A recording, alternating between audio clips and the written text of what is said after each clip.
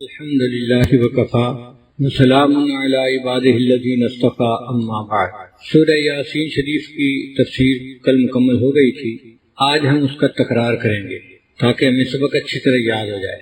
سورہ یاسین کے 21 فوائد 21 نکات ہیں۔ پہلا نقطہ اس کے فضائل ہیں۔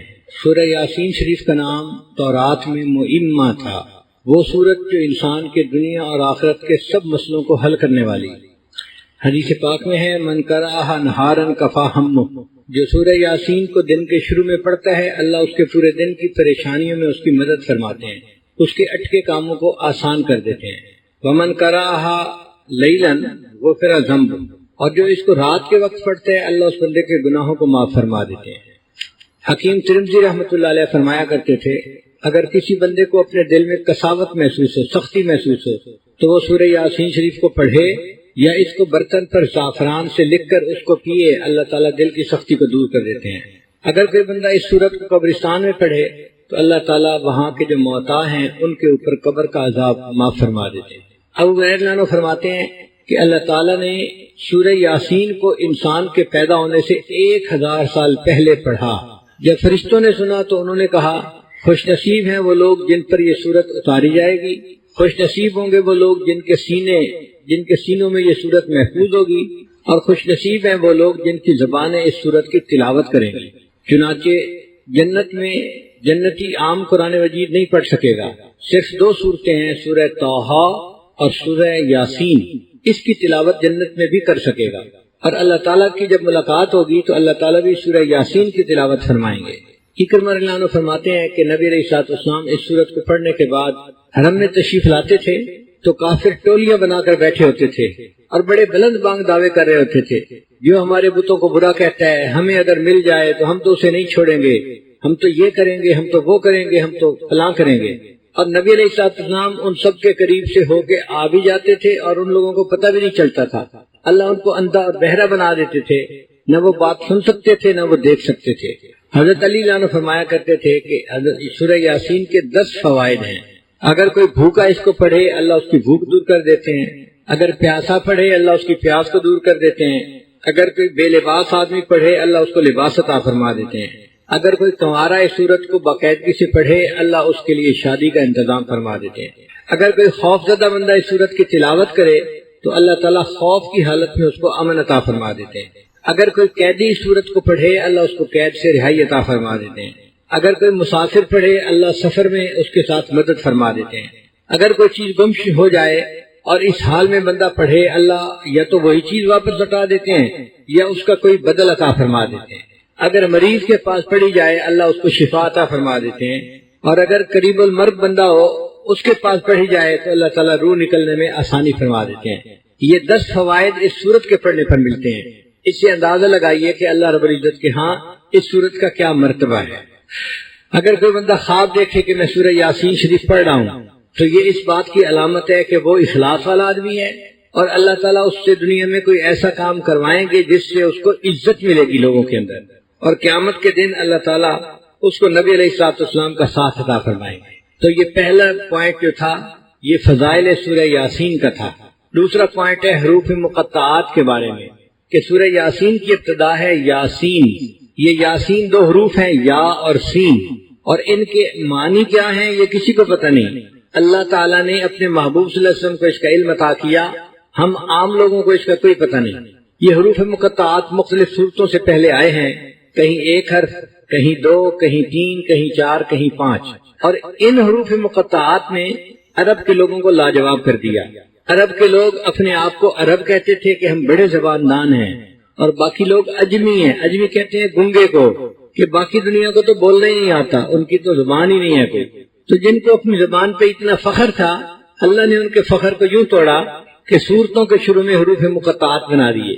مقصد یہ تھا کہ اے لوگو جن حروف سے تم کلام کرتے ہو انہی حروف سے بنی ہوئی یہ کتاب ہے، اگر اس کا بنانا آسان ہے تو تم اس جیسی ایک سورت بنا کے دکھا دو۔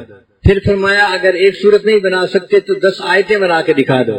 آخر پر فرمایا کہ اگر 10 آیتیں نہیں بنا سکتے تو ایک ہی آیت بنا کے دکھا دو، اور فرمایا کہ انسانوں صرف یہ تمہیں چیلنج نہیں جنوں کو بھی چیلنج ہے، انسان اور جن مل جائیں اور قرآن مجید جیسی ایک آیت بنانے کی کوشش کریں لا یأتون بمثلہ، وہ اس کی جیسی کوئی آیت بنا کے نہیں دکھا سکتے، ولو کان بعضهم لبعض ظہیرا، ایک دوسرے کے مددگار کیوں نہ ہو جائے۔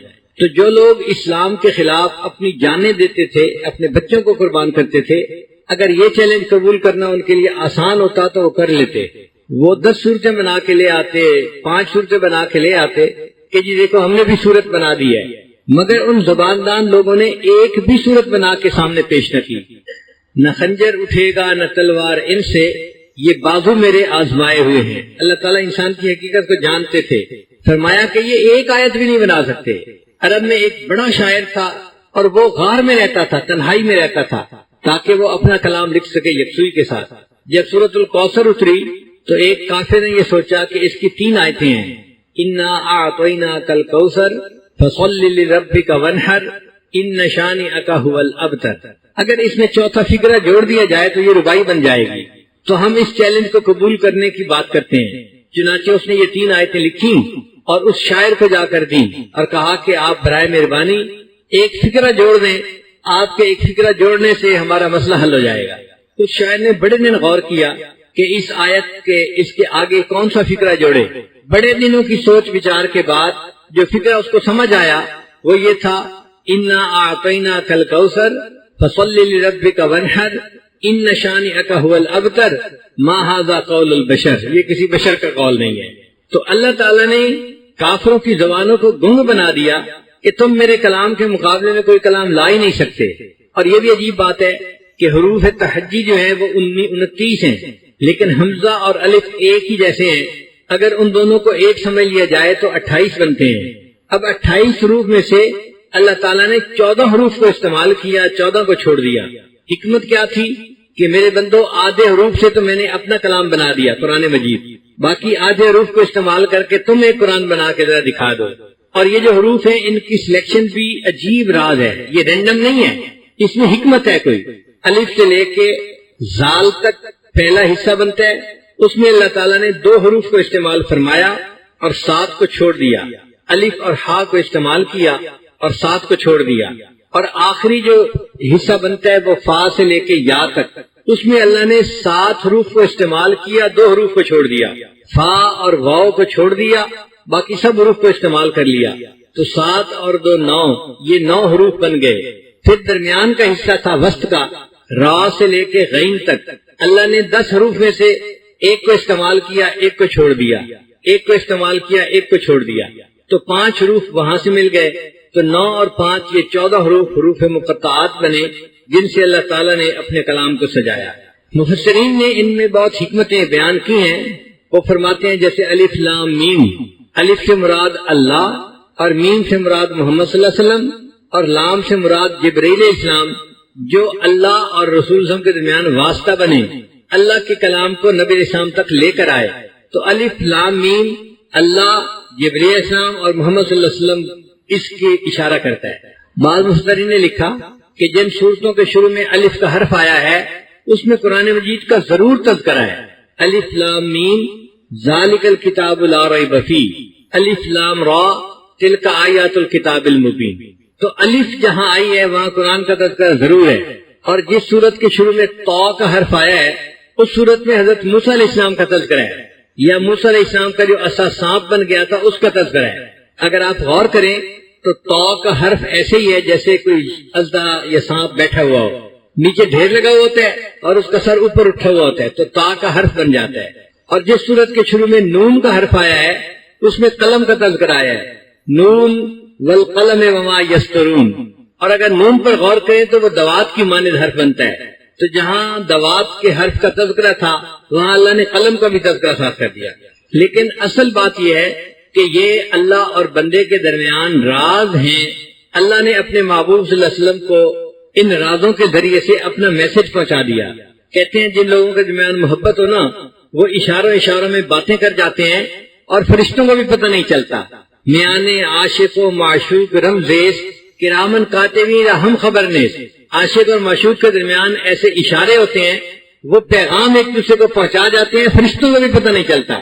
جیسے ایک شاعر نے شعر لکھا کہ میں نے اپنی محبوبہ کو کہا فقلت لہا قفی، میں نے اسے کہا کہ تم رک جاؤ، اس نے کہا فقالت لی کاف، اس نے مجھے کہا کاف، کہ فی کہنے کی کیا ضرورت تھی، یہ تو پورا لفظ ہے، اگر یہ بولو گے تو سب کو پتا چل جائے گا، تم مجھے رکنے کا اشارہ کر رہے ہو، صرف کاف کا حرف بول دو، میں سمجھ جاؤں گی تم مجھے روکنا چاہتے ہو، میں رک جاؤں گی۔ تو یہ حروف مقطعات بھی اللہ تعالیٰ اور ان کے محبوب صلی اللہ علیہ وسلم کے درمیان راز کی باتیں تھیں، جو عاشق اور معشوق کے درمیان، محب اور محبوب کے درمیان اشارات تھے۔ تیسرا نقطہ، یاسین، کچھ لوگ اپنا نام رکھ لیتے ہیں، تو یاسین نام رکھنا کیسا ہے؟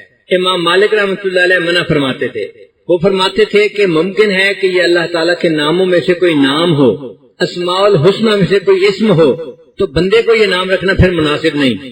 ہاں اگر کوئی رکھنا ہی چاہتا ہے تو جس طرح یاسین قرآن کے شروع میں لکھا ہوا ہے، یا کے اوپر کھڑی الف ہے اور آگے سین ہے، تو اس طرح نام نہ لکھے، بلکہ یا کے آگے الف کا حرف لگائے، یاسین، تو الیاسین کے وزن پر پھر یاسین کا نام رکھنا اس کے لیے جائز ہو جائے گا۔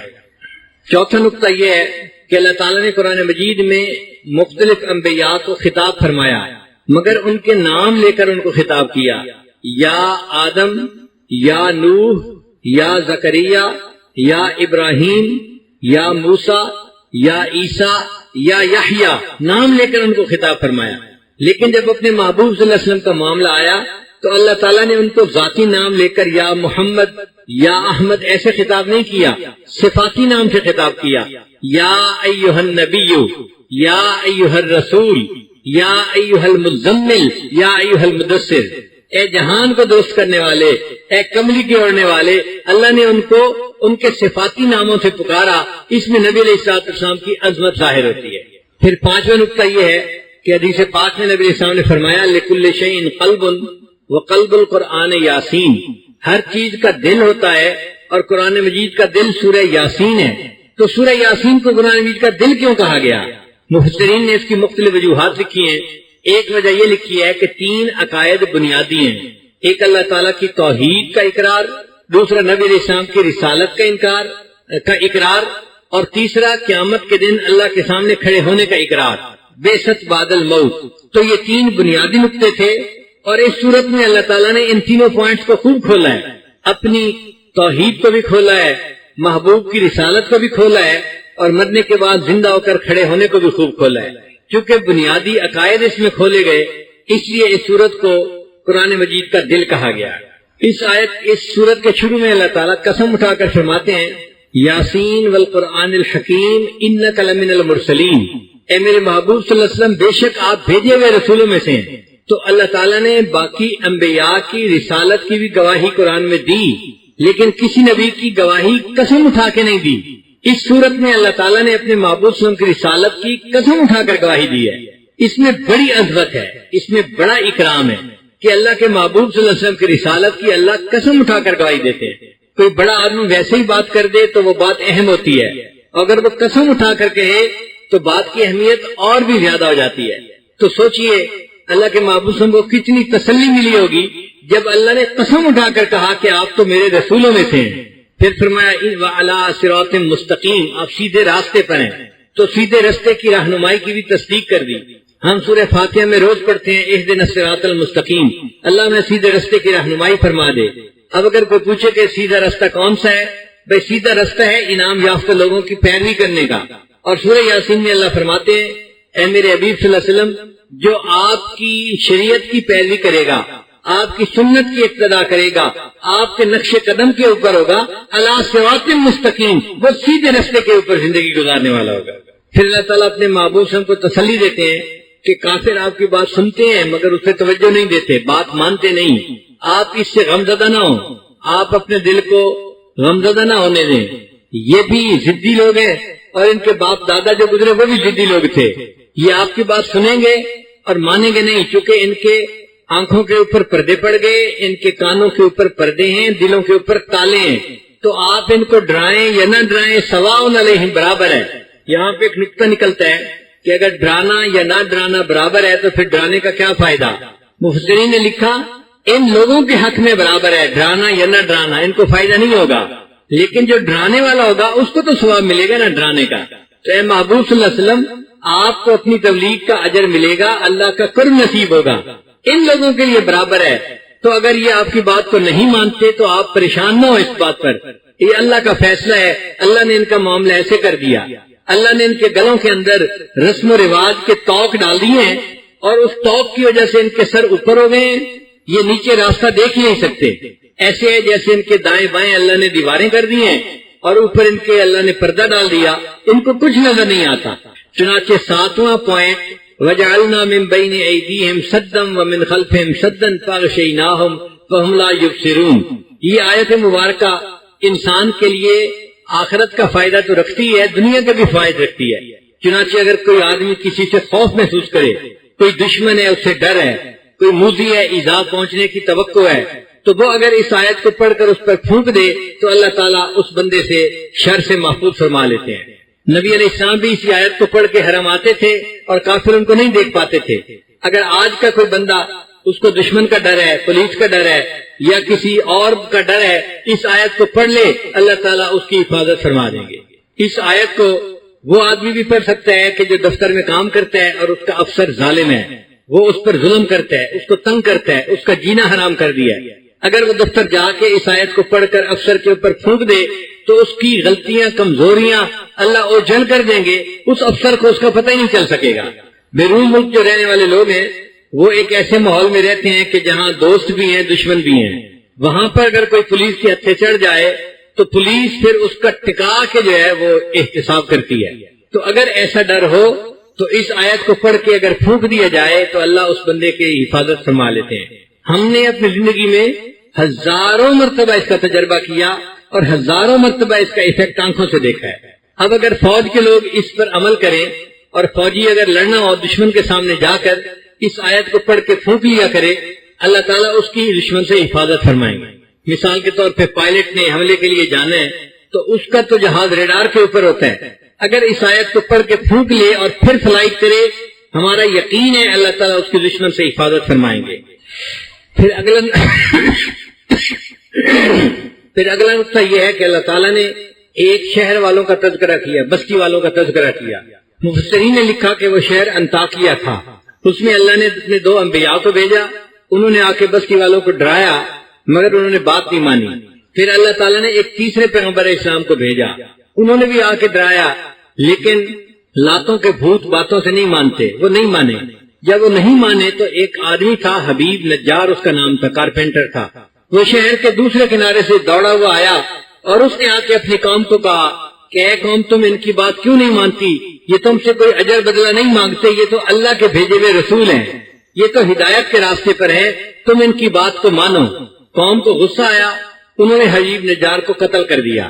حبیب نجار نے جو ان کو دعوت دی تھی وہ ان الفاظ سے دی تھی، وَمَا لِيَ لَا أَعْبُدُ الَّذِي فَطَرَنِي وَإِلَيْهِ تُرْجَعُونَ، مجھے کیا ہو گیا کہ میں اس ذات کی پوجا نہ کروں جس نے مجھے پیدا کیا، یعنی عبادت اس کا حق ہے جو پیدا کرتا ہے اور وہ اللہ تعالیٰ ہے، بت نہیں ہے۔ اتنے اچھے طریقے سے انہوں نے دین کی دعوت دی۔ پھر جب قوم نے ان کو قتل کر دیا تو انہوں نے کہا یا لیت قومی یعلمون بما غفر لی ربی وجعلنی من المکرمین، کاش میری قوم دیکھتی کہ اللہ نے میرے گناہوں کو بخش دیا اور اللہ نے مجھے جنت عطا فرما دی۔ تو حدیث پاک سے ثابت ہے ہر مومن جب فوت ہوتا ہے تو اس کے دل کی یہ تمنا ہوتی ہے کاش میری قوم کو پتہ چل جائے کہ اللہ نے میرے اوپر مہربانی فرما دی۔ جب کوئی انعام لیتے ہیں نا یا پاس ہو جاتا ہے تو اس کا دل چاہتا ہے کہ سب کو پتہ چلے کہ میں پاس ہو گیا ہوں۔ یہی حالت مومن کی قبر میں ہوتی ہے۔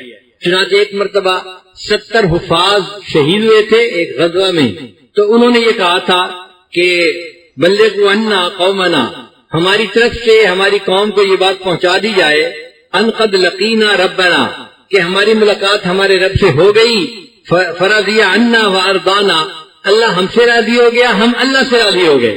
تو اللہ تعالیٰ نے ان لوگوں کی یہ بات اپنے محبوب صلی اللہ علیہ وسلم کو وحی کے ذریعے سے اطلاع دے دی، اور نبی علیہ السلام نے بتایا کہ وہ لوگ جب شہید ہوئے تو وہ یہ بات کر رہے تھے، اللہ نے وہ پیغام مجھے پہنچا دیا۔ ایک صحابی تھے حضرت خباب رضی اللہ تعالیٰ نے، ان کو مکہ کے کافروں نے پکڑ لیا تھا اور وہ پھانسی دینا چاہتے تھے۔ حدیث پاک میں ہے کہ جب پھانسی دینے لگے تو انہوں نے دعا مانگی تھی، اے اللہ میں آپ کے محبوب کے سامنے اس وقت خود حاضر تو نہیں ہوں اور کوئی بندہ بھی نہیں کہ میں سلام بھیجوں، اے اللہ اگر میرے محبوب کو یہ منظر دکھا دے تو یہ دکھا دے کہ میں دین کی خاطر اپنی جان اللہ کے رام پہ قربان کر رہا ہوں۔ حدیث مبارکہ میں نبی علیہ السلام مسجد میں تشریف فرما تھے، آپ نے ارشاد فرمایا اللہ نے میرے اور خباب کے درمیان کے سب پردوں کو ہٹا دیا اور میں نے آج مکہ میں اس کو پھانسی پہ چڑھتے ہوئے آنکھوں سے دیکھ لیا ہے۔ جب کوئی مردہ قبر میں جاتا ہے اور اسے منکر نکیر سوال پوچھتے ہیں اور وہ کامیاب ہو جاتا ہے تو وہ ان فرشتوں کو کہتے ہیں دعونی ارجع الی اہلی، مجھے اجازت دو میں اپنے اہل خانہ کے پاس واپس جاؤں، فاخبرہم، اور ان کو جا کے میں اس بات کی اطلاع دوں کہ میں قبر میں کامیاب ہو گیا۔ تو وہ کہتے ہیں کہ نہیں، تو واپس نہیں جا سکتا، نم کا نومت العروس، دلہن کی نیند سو جا، آرام کر۔ اب یہاں بھی نکتہ ہے کہ اس کو دلہن کی نیند کیوں کہا، یہ کیوں نہیں کہا آرام کی نیند سو جا، گہری نیند سو جا، سکون کی نیند سو جا، دلہن کی نیند سو جا۔ محدثین نے لکھا کہ دلہن جب پہلی رات سوتی ہے تو اس کو وہی جگاتا ہے جو اس کا خاوند، اس کا محبوب ہوتا ہے۔ یہ مومن آج قبر میں سو رہا ہے، قیامت کے دن اس کو وہی جگائے گا جو اس کا محبوب ہوگا، چنانچہ مومن کی آنکھ کھلے گی، اس کو اپنے رب کا دیدار نصیب ہوگا۔ پھر اس میں مفسرین نے بہت سارے نکات نکالے ہیں کہ دائی میں کیا صفات ہونی چاہیے جو حبیب نجار کے اندر تھیں۔ اس کو اپنی خاطر کسی سے انتقام نہیں لینا چاہیے، اس کی چاہت جوڑ کی ہونی چاہیے، اس کے اندر معاف کرنے کی صلاحیت ہونی چاہیے، اور عام لوگ بے قدرے ہوتے ہیں، اس سے دل تنگ نہیں کرنا چاہیے۔ لوگ کسی کی کیا قدر کریں گے، انہوں نے تو اپنی رب کی بھی قدر نہ کی، اور اللہ کو قرآن میں کہنا پڑا وما قدر اللہ حق قدری، ان لوگوں نے قدر نہیں کی جیسے اللہ کی قدر کرنی چاہیے تھی۔ جب اللہ کی قدر نہیں کی تو مخلوق کی کیا قدر کرے گی؟ تو لوگوں سے قدر کی توقع نہ رکھیں، بس ان کے ساتھ گزارا کریں اور دین کا کام کرتے رہیں۔ پھر اس کے بعد اللہ تعالیٰ نے زمین کی نشانیوں کو پیش کیا ہے، وآیۃ لہم الارض المیتہ، کہ دیکھو لوگوں زمین خشک ہوتی ہے، بالکل بنجر ہوتی ہے، مردہ ہوتی ہے۔ اللہ تعالیٰ آسمان سے بارش نازل فرماتے ہیں اور اسی مردہ زمین کے اندر سے کھیتی پودے نکل آتے ہیں اور وہ لہلہانا شروع کر دیتے ہیں۔ تو جو پروردگار مردہ زمین کو زندہ کر سکتا ہے، اسی طرح اللہ تعالیٰ قیامت کے دن اپنی رحمت کی ایسی بارش برسائیں گے کہ جو لوگ قبروں کے اندر لیٹے ہوئے ہوں گے وہ بھی تو بیج کی مانے رہنا، ایسی رحمت کی بارش ہوگی کہ یہ بیج اگنا شروع ہوگا اور یہ لوگ دوبارہ زندہ ہو کر اپنے رب کے سامنے کھڑے ہو جائیں گے۔ پھر اس میں اللہ کی نشانیاں ہیں، آپ غور کریں اللہ تعالیٰ نے زمین کے اندر نمکیات کو کیسا عجیب بیلنس کیا ہے کہ آدم علیہ السلام سے لے کر آج تک ہزاروں سال گزر گئے، پودے ان نمکیات کو استعمال کرتے ہیں۔ نمکیات میں سے کسی چیز کی شارٹیج ابھی تک نہیں ہوئی، ایک فصل کٹتی ہے، پھر دوسری لگتی ہے، پھر تیسری لگتی ہے، ساری فصلیں زمین سے اپنی خوراک لے رہی ہیں اور زمین کے اندر خوراک ابھی بھی موجود ہے ہزاروں سال کے بعد۔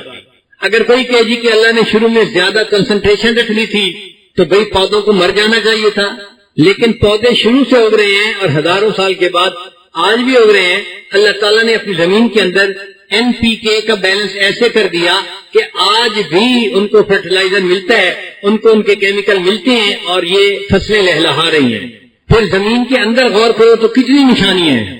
آپ دیکھیں، آپ کسی تختے کے اوپر کھڑے ہوں، وہ تختہ تھوڑا سا ہلے تو آپ فوراً ہل جاتے ہیں۔ ہم زمین کے اوپر ہیں اور زمین ہل رہی ہے، گھوم رہی ہے اور ہمیں پتہ بھی نہیں چلتا۔ سائنس کہتی ہے اگر کوئی وہیل چل رہا ہو اور اس کے سینٹر سے 1 میٹر کے فاصلے پر 1 گرام وزن کا فرق ہو اور وہ 100 کلومیٹر کی رفتار سے پر آور چل رہا ہو تو 1 ٹن کا تھرسٹ پڑتا ہے، یعنی دھکا جو لگتا ہے نا وہ 1 ٹن کے وزن کا ہوتا ہے۔ اسی لیے آپ گاڑی میں سفر کرتے ہیں، وہیل ان بیلنس ہوتا ہے تو گاڑی میں بیٹھے ہوئے دھکے لگے ہوتے ہیں، لوگ کہتے ہیں جی وہیل بیلنس پہ ہو جا کے، جب جاتے ہیں تو چند گرام کا فرق ہوتا ہے، چند گرام کا فرق تھا اور انسان کو اتنے دھکے لگ رہے تھے۔ اللہ آپ نے اس اتنی بڑی زمین کو کتنا بیلنس کیا، ہم اس کے اوپر موجود ہیں اور ہمیں یہ بھی نہیں احساس ہوتا کہ زمین حرکت بھی کر رہی ہے یا نہیں کر رہی۔ اور یہ بھی دیکھیں کہ دنیا میں ہر روز ہزاروں ٹن کے اعتبار سے پہاڑ توڑے جاتے ہیں، چیزیں اٹھا کے مٹی اٹھا کے ایک جگہ سے دوسری جگہ پہنچائی جاتی ہے، اس بیلنسنگ کے اندر کوئی فرق نہیں پڑتا۔ زمین اسی طرح سموتھ چل رہی ہے اور ہم اس کے اوپر موجود ہیں اور ہمیں پتہ ہی نہیں۔ تو یہ زمین قدرت کی نشانیوں میں سے ایک نشانی ہے۔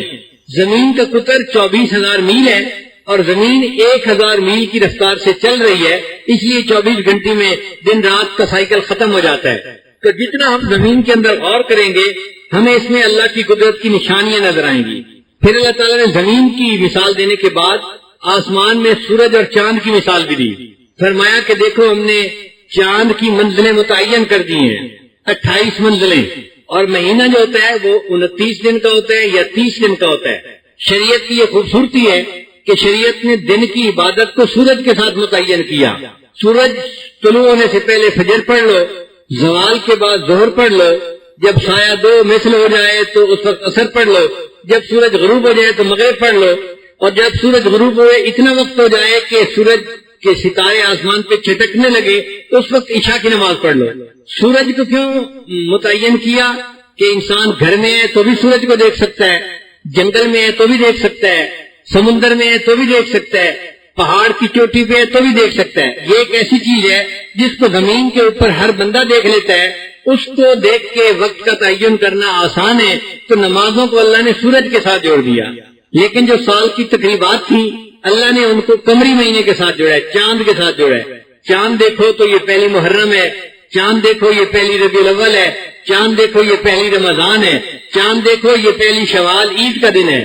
نبی اسلام نے فرمایا صوموا لرؤیتہ وافطروا لرؤیتہ، جب تم چاند کو دیکھو تو روزہ رکھنا شروع کر دو، اور جب چاند کو دیکھو تو عید منا لو۔ آج کے زمانے میں کچھ ایسے بھی لوگ ہیں کہ جو زیادہ ہی سائنس لکھے پڑھے بن گئے ہیں۔ وہ کہتے ہیں جی چاند دیکھنے کی کیا ضرورت ہے، کیلکولیشنوں سے ہمیں پتہ ہوتا ہے کب چاند نظر آئے گا، لہذا کیلکولیشنوں سے ہمیں فیصلہ کر لینا چاہیے۔ چنانچہ یہ لوگ شعبان کے آخری دنوں میں اعلان کر دیتے ہیں فلاں دن رمضان کا پہلا روزہ ہوگا اور فلاں دن عید منائی جائے گی، یعنی رمضان کی ابتدا کا بھی اعلان، رمضان کی انتہا کا بھی اعلان، اور یہ لوگ سائنسی کیلکولیشنوں کے اوپر بنیاد باندھتے ہیں۔ ہم کہتے ہیں کہ نہیں، ایسا نہیں کرنا چاہیے، چاند کو دیکھ کے روزہ رکھنا چاہیے اور چاند کو دیکھ کے عید منانی چاہیے۔ اس کے جواب میں وہ ہمیں کہتے ہیں یہ جاہل ہیں، ان مولویوں کو کیا پتا، یہ دقیانوس ہے، اور ان کو تو زمانے کا پتہ ہی نہیں، یہ تو سائنس کو کچھ جانتے ہی نہیں۔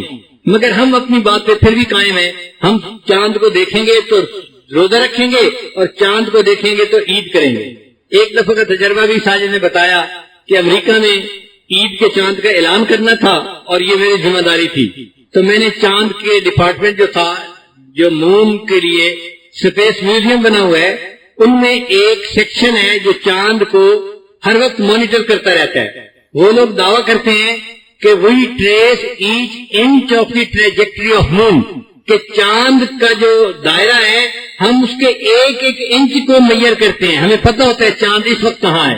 تو میں نے وہاں فون کر کے پوچھا کہ جی بتائیں، میں اس جگہ پر ہوں امریکہ میں، بتائیں آج یہاں چاند نظر آئے گا یا نہیں آئے گا؟ وہ کہنے لگے جی ہم امکان بتا دیتے ہیں کہ امکان ہے یا نہیں، ہم گارنٹی نہیں کر سکتے۔ میں نے کہا نہیں، مجھے گارنٹی چاہیے۔ ان کا جی کہ ہمارے نیوی کے سیکشن میں اس سے بھی زیادہ ریسرچ ہوتی ہے، آپ ان سے رجوع کریں، وہ جواب دیں گے۔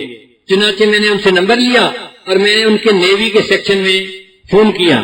فون جس نے ریسیو کیا اس نے کہا کہ جی ہم امکان بتا سکتے ہیں، گارنٹی نہیں کر سکتے۔ میں نے اسے کہا کہ دیکھو ہم امریکہ میں رہتے ہیں اور دعویٰ تو یہ ہے کہ یہ ہم چاند کے اوپر پاؤں رکھ چکے، چاند پر پہنچ چکے، اور میں کہتا ہوں کہ بتاؤ نظر آئے گا یا نہیں آئے گا، آپ کہتے ہیں گارنٹی نہیں کرتے، تو یہ کیا بات ہوئی؟ اس نے کہا جی کہ آپ ایسا ہے کہ میں آپ کو اس سائنسدان سے ملاتا ہوں جو پوری دنیا میں سب سے زیادہ سائنس چاند کو سمجھنے والا بندہ ہے، اس سے زیادہ سمجھنے والا بندہ کوئی نہیں، وہ ڈائریکٹر ہے ہمارا، اس سے میں ملاتا ہوں تو آپ اس سے بات کر لیجئے۔ چنانچہ اس نے ملا دیا۔ میں نے اس سے یہی سوال پوچھا، اس نے کہا جی ہم آپ کو امکان بتا سکتے ہیں کہ چاند نظر آئے گا یا نہیں آئے گا، ہم گارنٹی نہیں کر سکتے۔ میں نے اس سے بھی یہی کوشچن کیا کہ ایک طرف سے چاند پہ پہنچنے کے دعوے ہیں اور ایک طرف نظر آنے کی بھی گارنٹی نہیں کرتے آپ لوگ۔ تو اس نے کہا کہ اچھا آپ انجینئر ہیں، بات کو سمجھیں گے؟ میں نے کہا ہاں میں بات کو سمجھوں گا، انجینئرنگ بیک گراؤنڈ ہے میرا۔ اس نے مجھے کہا کہ دیکھو ہم جو چاند کو میئر کرتے ہیں نا کہ یہ کہاں پہ ہے، یہ دوربین سے دیکھ کے میئر نہیں کرتے، آنکھ سے دیکھ کے اندازہ نہیں لگاتے، اس کے لیے ہم نے ایک میتھمیٹیکل ماڈل بنایا ہوا ہے، وہ ماڈل جو ہے اس سے کیلکولیشنوں کے ذریعے ہمیں پتہ چلتا ہے، اور ان ماڈل کے اندر 6000 ویریبل ہیں، 6000 ویریبل ہیں۔ جیسے ہوا کی سپیڈ ابھی کچھ ہے، تھوڑی دیر کے بعد آندھی آ جائے گی تو کچھ ہو جائے گی، اب یہ چیز بندے کے اختیار میں نہیں ہے، اللہ کے اختیار میں ہے۔ اس نے کہا کہ ہمارے اس میتھمیٹیکل ماڈل میں 6000 ویریبل ہیں، اب ہم گارنٹی نہیں کر سکتے کہ 6000 ویریبل میں کوئی تبدیلی نہیں آئے گی اور ریزلٹ یہ آئے گا۔ یہ عین موقع پہ کیا ہوتا ہے یہ تو کائنات کا بنانے والا جانتا ہے، ہم نہیں جانتے۔ تو میں نے الحمدللہ کہا کہ الحمدللہ اتنی سائنسی ریسرچ کے بعد بھی میرے آقا صلی اللہ علیہ وسلم کی بات آج بھی سچی ہے. چاند کو دیکھو تو روزہ رکھو اور چاند کو دیکھو تو تم عید منا لو. تم کیلکولیشنوں کے اوپر انحصار نہیں کر سکتے. پھر آگے 13واں نقطہ اللہ تعالیٰ فرماتے ہیں لَلشَّمْسُ يَنبَغِي لَهَا أَن تُدْرِكَ الْقَمَرَ. چاند کو زیب نہیں دیتا کہ وہ سورج کو زیب نہیں دیتا کہ وہ چاند کو پکڑے، اور نہ رات دن سے پہلے آ سکتی ہے. ہر کوئی اپنے اپنے دائرے کے اندر گھوم رہا ہے، اللہ کی عبادت کر رہا ہے، اللہ کی تصویر بیان کر رہا ہے. 1400 سال پہلے جب سائنس کی کوئی بنیاد نہیں تھی، کوئی جانتا نہیں تھا، اس وقت شریعت نے بتا دیا کہ آسمان پر چاند کا دائرہ الگ ہے اور سورج کا دائرہ الگ ہے. یعنی آربٹ کا تصور یہ سب سے پہلے قرآن مجید نے پیش کیا کہ چاند کا آربٹ الگ ہے اور سورج کا آربٹ الگ ہے، اور آج بھی سائنس اسی بات کو تسلیم کرتی ہے. پھر 14واں نقطہ اللہ تعالیٰ نے جانوروں کی مثال دی. وَآیَةٌ لَهُمْ أَنَّا حَمَلْنَا ذُرِّيَّتَهُمْ فِي الْفُلْكِ الْمَشْحُونِ. اللہ تعالیٰ نے کشتی کی مثال دی. یعنی آسمان کی مثالیں دینے کے بعد اللہ تعالیٰ نے سمندر کی مثال دی. دیکھو سمندر کے اندر کتنی لہریں آتی ہیں، ہائی ٹائیڈ ہوتی ہے، لو ٹائیڈ ہوتی ہے. اگر ہم چاہیں تو تمہارے جہازوں اور کشتیوں کو توڑ کے رکھ دیں، لیکن ہم نے تمہیں مہلت دی ہوئی ہے، تم سمندر میں سیر کرنے کے قابل ہو. آج بڑے بڑے بحری بیڑے بڑھ چکے، مگر وہ بھی سفر کرتے ہیں تو چاند کا خیال رکھتے ہیں. جب 14ویں کا چاند ہوتا ہے تو 16 فٹ سے 20 فٹ تک لہریں اچھلتی ہیں اور بڑے بڑے جہاز ڈوب جاتے ہیں.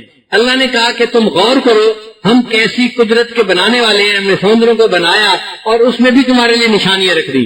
تو پہلے آسمان کی نشانیوں کو پیش کیا، پھر سمندر کی نشانیوں کو پیش کیا. پھر اللہ تعالیٰ فرماتے ہیں کہ دیکھو ہم تمہیں قیامت کے دن کھڑا کریں گے اور اس دن ہم نیکوں کو بروں سے الگ کر دیں گے، اور جو نیک لوگ ہوں گے ان کو اللہ تعالیٰ سلام فرمائیں گے. سلام قول من رب الرحیم. ان کو کہا جائے گا سلامتی ہو تمہارے اوپر رب رحیم کی طرف سے. یعنی اللہ تعالیٰ ان کا اکرام فرمائیں گے. جیسے مہمان آتا ہے تو میزبان اس کو سلام کرتا ہے. مومن اللہ کے حضور حاضر ہوں گے، اللہ تعالیٰ سلام فرمائیں گے، اپنے بندوں کا اکرام فرمائیں گے. پھر کہا جائے گا وَامْتَازُوا الْيَوْمَ أَيُّهَا الْمُجْرِمُونَ. اے مجرموں آج کے دن میرے نیک بندوں سے جدا ہو جاؤ. اللہ تعالیٰ اس دن ہمیں اپنے نیک بندوں کا ساتھ عطا فرمائے اور ہمیں نیک بندوں کے زمرے میں شمار فرمائے. حدیث پاک میں ہے من احب قوما علی اعمالہم. اگر کوئی بندہ کسی قوم سے ان کے عملوں کی وجہ سے محبت کرتا ہے، یہ لوگ ذکر کرنے والے ہیں، یہ علم پڑھنے پڑھانے والے ہیں، یہ دعوت و تبلیغ والے ہیں، یہ نیک لوگ ہیں، یہ اللہ والے لوگ ہیں، ان سے محبت کرے ان کے اعمال کی وجہ سے، تو نبی نے فرمایا حشر بہم. اللہ تعالیٰ قیامت کے دن اس بندے کا حشر انہی کے ساتھ فرمائیں گے. آج ہم اگر نیکوں سے محبت کریں گے تو قیامت کے دن اللہ ہمیں نیکوں کے زمرے میں کھڑا فرمائیں گے، ورنہ قیامت کے دن ہمیں مجرموں کے زمرے میں جانا پڑے گا. پھر 16واں نقطہ ہے اللہ تعالیٰ شیطان کا تذکرہ کرتے ہیں بدبخت کا، اور انسان کو اچھی طرح تنبیہ کرتے ہیں کہ تم نے شیطان کی بات نہیں مانی، وہ دشمن ہے تمہارا. فرماتے ہیں الم احد الیکم یا بنی آدم اللہ تعبدوا الشیطان. اے اولاد آدم کیا ہم نے تم سے یہ عہد نہیں لیا تھا کہ تم شیطان کی پوجا نہیں کرو گے؟ وَأَنِعْبُدُونِي، اور تم ایک میری عبادت کرو گے. ھذا صراط مستقیم، یہ ہے سیدھا راستہ. وَلَقَدْ أَضَلَّ مِنْكُمْ جِبِلًّا كَثِيرًا، تو تم میں سے ایک کثیر تعداد لوگوں کی بہکا کر لے گیا. أَفَلَمْ تَكُونُوا تَعْقِلُونَ، کیا تمہیں عقل نہیں آئی، کیا تمہیں عقل کی رتی نہیں ہے کہ تم شیطان سے اپنے آپ کو بچاؤ اور اس دشمن کا وار نہ چلنے دو. پھر 17واں نقطہ یہ ہے کہ اللہ تعالیٰ فرماتے ہیں کہ قیامت کے دن تمہارے بدعمالیوں کے اوپر ہم تم سے نہیں پوچھیں گے، تمہاری زبانوں پہ ہم مہر لگا دیں گے. وَتُكَلِّمُنَا أَيْدِيهِمْ وَتَشْهَدُ أَرْجُلُهُمْ، تمہارے ہاتھ گفتگو کریں گے، تمہارے پاؤں گواہی دیں گے، تمہاری جلد گواہی دے دی تم دنیا میں جو کرتوت کرتے پھرتے تھے. تو اعضاؤکم اعداؤکم، جو تمہارے اعضاء ہیں وہ قیامت کے دن تمہارے اعداء بن جائیں گے، تمہارے دشمن بن جائیں گے، اور تم پریشان ہوگے کہ انہی کی لذت کی خاطر تمہیں گناہ کرتا تھا اور آج یہی سلطانی گواہ بن کے میرے خلاف گواہی دے رہے ہیں. پھر اس کے بعد اللہ تعالیٰ فرماتے ہیں کہ یہ قرآن مجید کوئی شعر نہیں ہے. یہ جو لوگ کہتے ہیں نا کہ یہ شاعر ہیں یا ساحر ہیں، یہ لوگ غلط کہتے ہیں. شعر جو ہے، شاعر لوگ اکثر افراط و تفریط کا معاملہ کرتے ہیں. جب خوش ہوتے ہیں تو آسمان پہ چڑھا دیتے ہیں، جب کسی سے ناراض ہوتے ہیں تو زمین سے بھی نیچے لے جاتے ہیں. جیسے ایک شاعر نے شعر لکھا تھا کہ اے میرے محبوب، تیرے رخسار کے اوپر جو تل ہے نا، میں اس تل کے بدلے تمہیں سمرقند اور بخارا کا شہر دینے کے لیے تیار ہوں۔ تو وقت کے بادشاہ نے اس کو بلایا کہ یہ کون شاعر ہے جو اتنے بڑے بڑے شہر اپنے محبوب کو دینے کے لیے تیار ہے؟ اس نے بلایا اور کہا کہ تمہیں پتہ ہے تم نے کتنی بڑی بات کی ہے کہ میں سمرقند اور بخارا دینے کے لیے تیار ہوں۔ اس نے کہا بادشاہ سلامت، مجھے زیادہ خرچ کرنے کی عادت ہے، اس لیے میں نے سمرقند اور بخارا محبوب کو پیش کر دیا، یہی تو وجہ ہے کہ گھر مجھے کھانے کو کچھ ملتا ہی نہیں ہے۔ تو بادشاہ ہنس پڑا اور اس نے اسے سزا نہیں دی۔ تو شاعر چونکہ افراط و تفریط کرتے ہیں، اللہ فرماتے ہیں کہ میں نے اپنے محبوب کو شاعر نہیں بنایا اور شعر ان کو زیب بھی نہیں دیتا، کیونکہ یہ قرآن مجید جو ہے یہ نثر ہے، مگر اس کے اندر جو تاثیر ہے وہ شعر سے بھی بڑھ کر ہے، شعر کی کوئی ضرورت نہیں ہے۔ اس نثر کے اندر اللہ نے ایسی تاثیر پیدا کر دی ہے جو پڑھتا ہے اس کے دل کے اوپر اس کا اثر ہوتا ہے۔ پھر 19واں نقطہ اللہ تعالیٰ نے جانوروں کی مثال دی۔ اولم یرو انا خلقنا لهم مما عملت ایدینا انعاما فهم لها مالکون۔ اللہ تعالیٰ انعام جانوروں کی مثال دیتے ہیں کہ اے انسانوں، ہم نے تمہارے لیے دیکھو جانور بنائے، یہ جانور تمہاری کیسی اطاعت کرتے ہیں۔ آپ دیکھیں اونٹ کتنا بڑا جانور ہے قد و قامت میں، ایک لات مارے تو جس بندے کے لات لگے وہ دوبارہ نہیں اٹھے گا، مر ہی جائے گا، اتنی طاقت ہوتی ہے۔ مگر اس کے اوپر بوجھ لاد کر ایک 3 سال کے بچے کو اس کی مغیل پکڑا دیں، اونٹ اس کے پیچھے چلنا شروع کر دیتا ہے، اتنا فرما بردار اور تابعدار ہے۔ 500 اونٹ ایک دوسرے کے ساتھ نتھی ہو اور ان کی نکیل ایک بچے کے ہاتھ میں ہو تو 500 اونٹ اس بچے کے پیچھے پیچھے چلتے رہتے ہیں۔ تو اللہ فرماتے ہیں کہ دیکھو ہم نے ان کو تمہارا فرما بردار بنایا، وہ تمہاری کیسی فرما برداری کرتے ہیں۔ تم گھوڑے کو دیکھ لو، گھوڑا کتنا طاقتور ہوتا ہے، تم اس کو پکڑنا چاہو پکڑ نہیں سکتے، لیکن ہم نے اسے تمہارا تابعدار بنا دیا، وہ تمہاری فرما برداری کرتا ہے۔ انسان گھوڑے کو ٹانگے کے اندر جو ہے لگا لیتا ہے اور پھر گھوڑے کو مارتا ہے، بھگاتا ہے، اور گھوڑا بھاگتا ہے، سارا دن بھاگتا ہے، انکار نہیں کرتا جی اب تو میں تھک گیا ہوں، اب میں کچھ نہیں کر سکتا، جی آپ نے میرے پاؤں کے نیچے جو لوہا لگوایا تھا نا اس کا جو کیل تھا وہ مجھے ہرٹ کر رہا ہے، مجھے درد ہو رہی ہے اور مجھ سے بھاگا نہیں جا رہا، میں نہیں بھاگ سکتا۔ اس کی زبان اللہ نے بند کر دی، وہ اپنے مالک کے سامنے بول بھی نہیں سکتا، تکلیف ہے تو بھی بھاگ رہا ہے، نہیں تکلیف تو بھی بھاگ رہا ہے، سارا دن گرمی کا موسم بھاگتا رہا، تھک گیا۔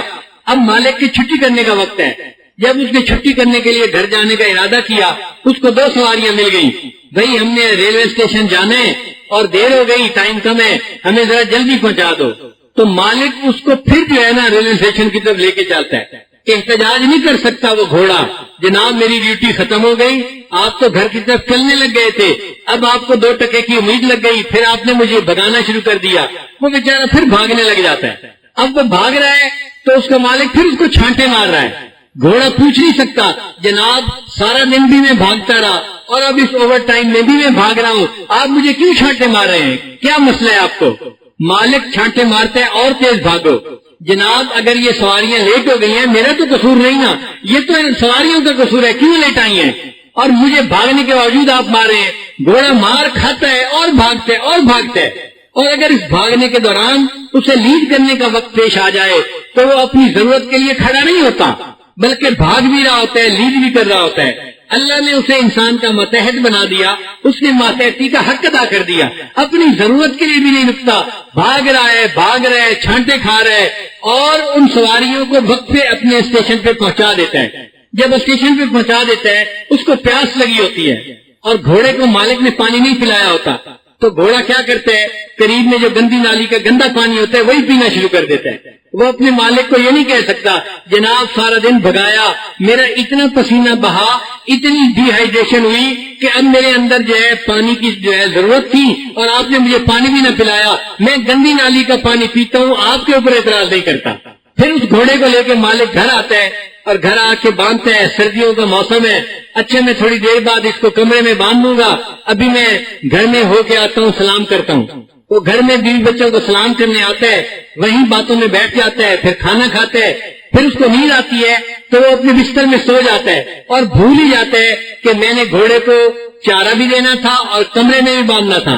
پوری رات وہ گھوڑا سردی میں کھڑا رہتا ہے، ٹھٹھرتا رہتا ہے، سو نہیں سکتا، لیکن اپنے مالک کو بیل دے کے بلا نہیں سکتا کہ جناب ذرا باہر تو تشریف لائیں، مالک صاحب آپ نے نہ مجھے کھانا دیا نہ مجھے میری جگہ پر باندھا، میں سردی میں ٹھٹھر رہا ہوں، ساری رات تو اس کی نیند پوری نہیں ہوتی، اس کا آرام پورا نہیں ہوتا، اور اگلے دن اس کو میڈیکل لیو لینے کا حق نہیں ہے کہ مالک کو کہ جناب آج میری طبیعت ناساز ہے، میں ڈیوٹی پہ نہیں جا سکتا. اللہ نے اس کی زبان بند کر دی، اس کا حق لے لیا، وہ مالک کا فرما بردار ہے.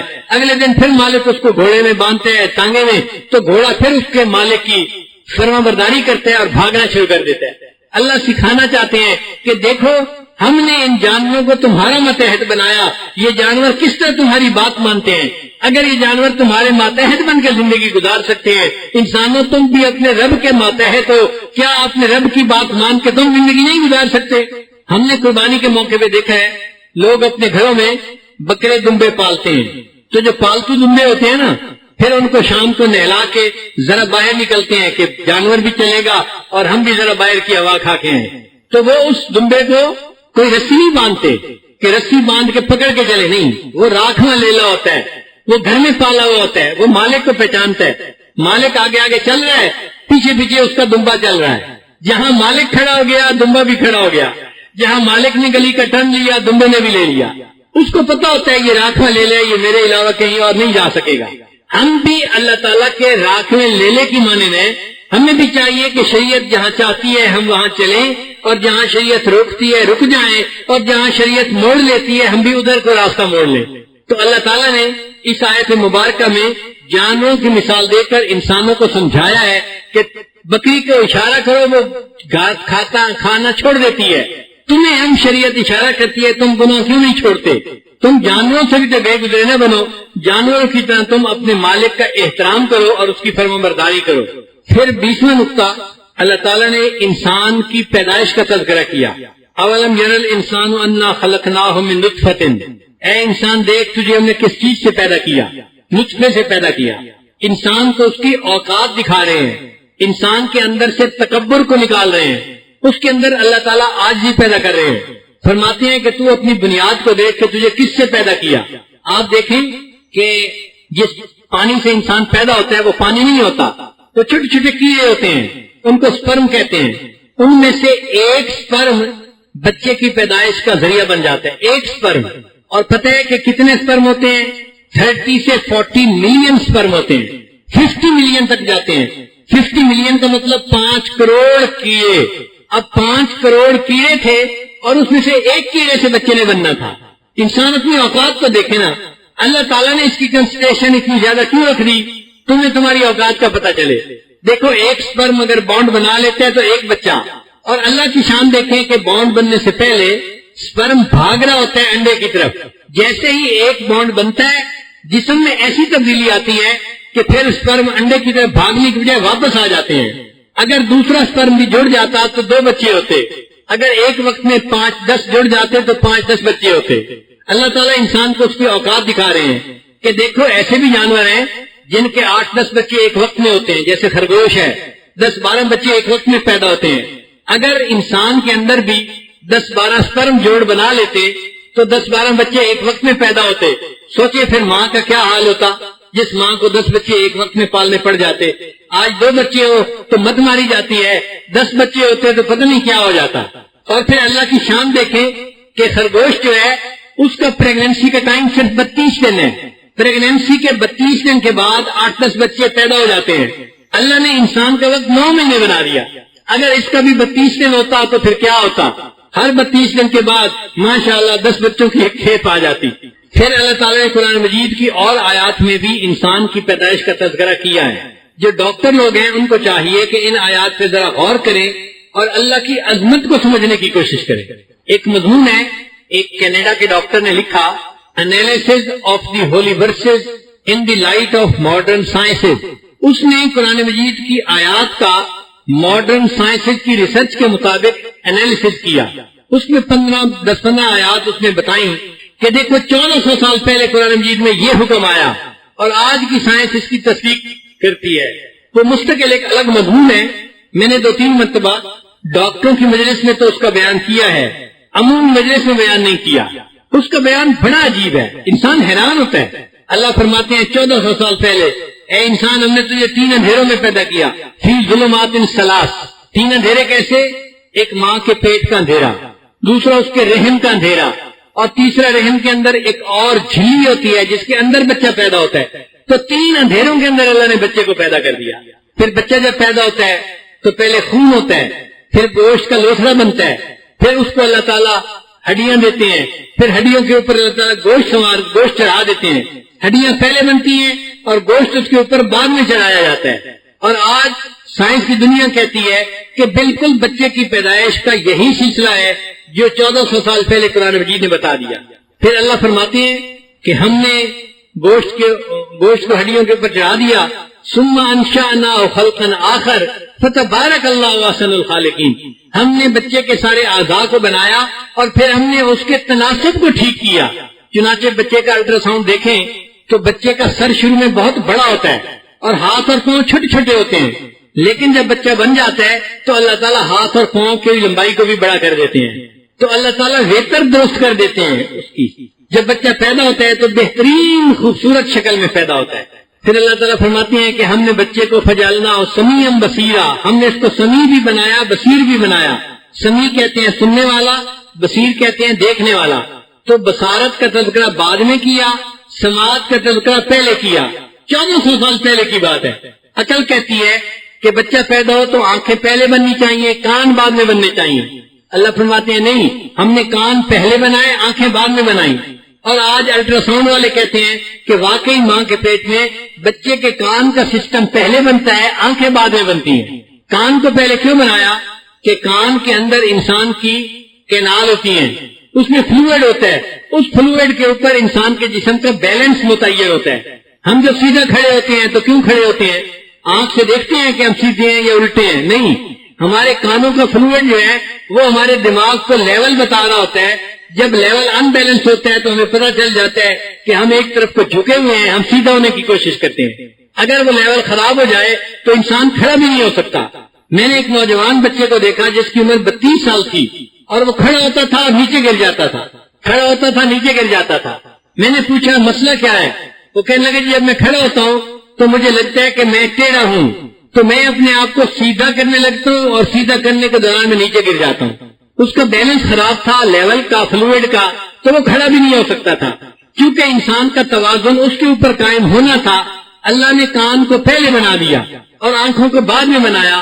اور آج سائنس کی دنیا کہتی ہے کہ واقعی آنکھیں بعد میں بنتی ہیں، اللہ تعالیٰ نے کانوں کو پہلے بنا دیا.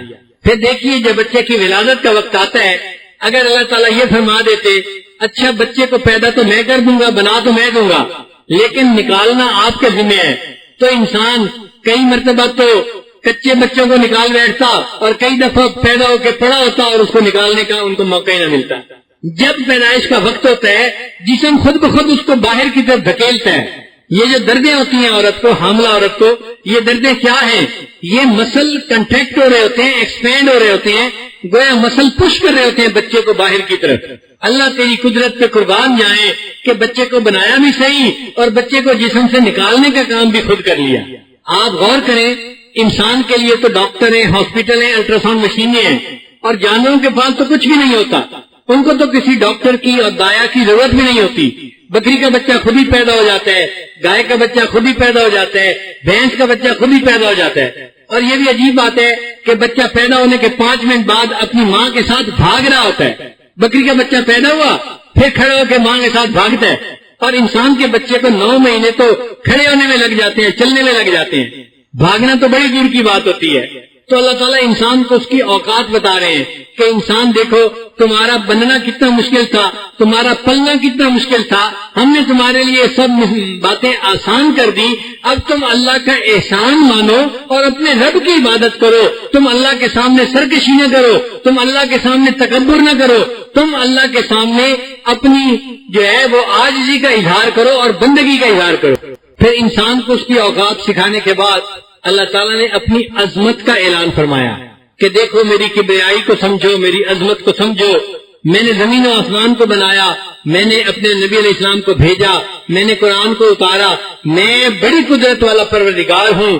آخر صورت جو تھی اس کو اس آیت پہ کیا فسبحان الذی بیدہ ملکوت کل شیء والیہ ترجعون. اس آیت کو پڑھو دل میں ٹھنڈ پڑ جاتی ہے. اللہ کتنے پیارے الفاظ کے ساتھ اپنی تعریف فرما رہے ہیں.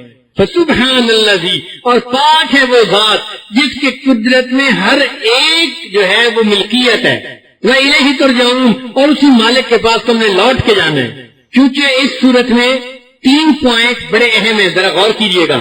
ایک، اللہ تعالیٰ نے انسان کو اس کی اوقات بتائی تاکہ اس کے اندر تکبر نہ رہے، عاجزی آ جائے۔